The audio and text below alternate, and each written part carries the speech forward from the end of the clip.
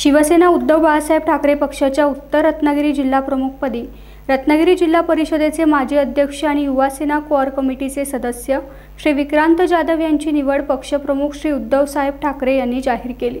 या निवडीनंतर चिपळूण येथील संपर्क कार्यालयात आले असता वडील आणि शिवसेना नेते आमदार श्री भास्करराव जाधव यांनी त्यांचा सत्कार केला। यावेळी त्यांच्या स्वागत व सरकारसाठी चिपळूण गुहागरसह जिल्ह्याच्या वेगवेगळ्या भागातून आलेले पदाधिकारी व शिवसैनिकांनी फटाके वाजवून आनंद व्यक्त केला आणि पुढील वाटचालीस सदिच्छा दिल्या। असं आहे की आज विक्रांतची उत्तर रत्नागिरीचा जिल्हा प्रमुख म्हणून पक्षप्रमुख आदरणीय उद्धव साहेबांनी निवड केलेली आहे। खरं तर हे खूप मोठं आव्हान आहे, ही खूप मोठी जबाबदारी आहे। परंतु विक्रांतची ज्या पद्धतीने राजकीय कारकीर्द सुरू झाली आणि त्याला जी जबाबदारी म्हणून मिळाली ती जबाबदारी त्याने अत्यंत प्रामाणिकपणे, तळमळीने, अभ्यासपूर्ण आणि खूप मोठ्या ताकदीने निभावलेली आहे।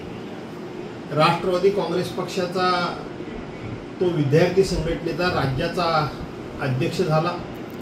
तिथेही त्यांनी अतिशय उत्तम अशा प्रकारचं काम करून त्याही नेत्यांची शाबासकी मिळवली। त्यानंतर तो जिल्हा परिषद सदस्य झाला, तो जिल्हा परिषदेचा विरोधी पक्ष नेता झाला आणि एक आदर्श विरोधी पक्ष नेता कसा असावा याचं माझ्यानंतर त्यांनी संपूर्ण रत्नागिरी जिल्ह्याला एक स्वतःच्या कामानं उदाहरण निर्माण करून दिलं। त्यानंतर त्याला आदरणीय उद्धव साहेब आणि पवार साहेबांनी जिल्हा परिषदेचा अध्यक्ष केला।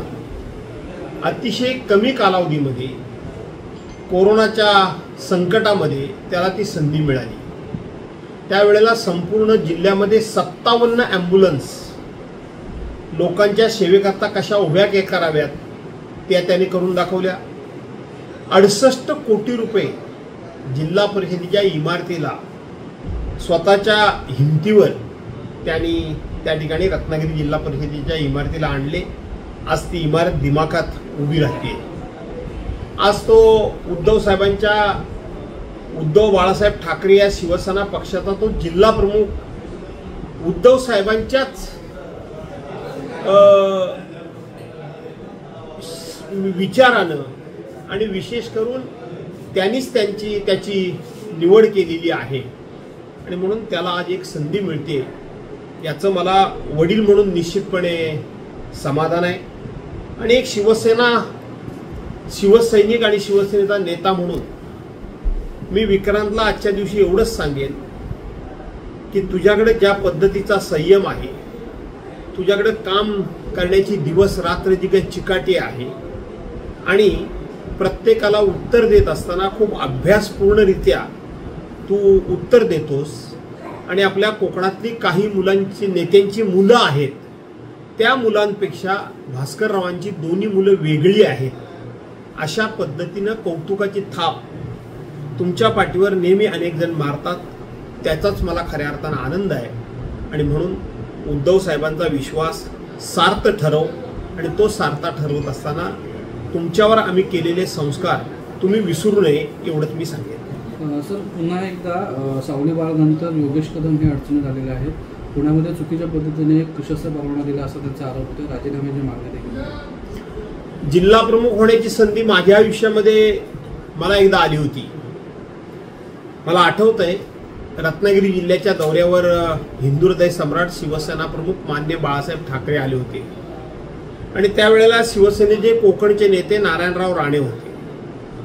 त्यावेळेला रत्नागिरी जिल्ह्याचा जिल्हा प्रमुख म्हणून मी व्हावं अशा प्रकारचा आग्रह नारायणराव राणेंचा होता।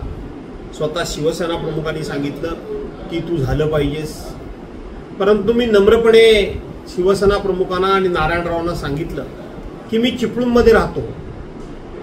आतासारखे रत्नागिरी जिल्ह्याला त्यावेळेला 2 जिल्हा प्रमुख नव्हते, एकच जिल्हा प्रमुख होता आणि म्हणून जिल्हा प्रमुख हा जिल्ह्याच्या ठिकाणचा असावा, त्या तालुक्यातला असावा आणि म्हणून माझ्यावर ही जबाबदारी टाकू नका अशी मी विनंती केली। आणि त्यावेळेला राजापूरचे चंदूभाई देशपांडे यांना जिल्हा प्रमुख म्हणून त्यांची निवड झाली. आज एक सर्कल पूर्ण झालेलं आहे की त्यावेळेला मी जिल्हा प्रमुख पदाची जबाबदारी नाकारली आणि ती जबाबदारी आज उद्धव साहेबांनी माझ्या मुलाला दिली. याचं देखील मला समाधान आहे. आपला दुसरा प्रश्न आहे तो या राज्याचे गृहराज्यमंत्री योगेश कदम यांनी एका गुंडाला त्या ठिकाणी रिव्हॉल्व्हरचं लायसन्स दिलं. ते लायसन्स कधी दिलं तर पुण्याच्या पोलिसांनी त्या गुंडाचं लायसन्स, रिव्हॉल्व्हरचं लायसन्स नाकारल्यानंतर योगेश कदमांनी गृहराज्यमंत्री म्हणून आपल्या विशेष अधिकारामध्ये त्यांना ते लायसन्स दिलं. आज आपण पाहतात की हेच कदम कुटुंबीय हे बामलावे म्हणून प्रसिद्ध झालेले आहेत.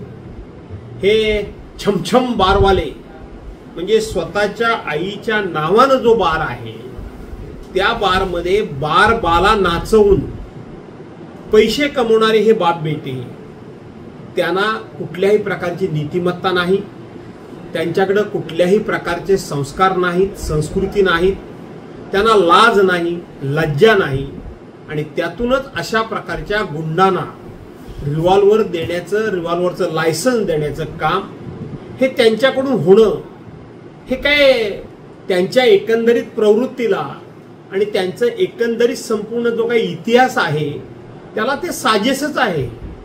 अशा प्रकारच्या चुका ते सातत्यानं करणारच आहेत आणि मला असं वाटतं की रामदास कदमांची आता उलटी गिनती सुरू झालेली आहे. टाइम्स डिजिटलला लाईक करा, शेअर करा, सबस्क्राईब करा आणि बेल आयकॉन दाबायला विसरू नका. Times digital.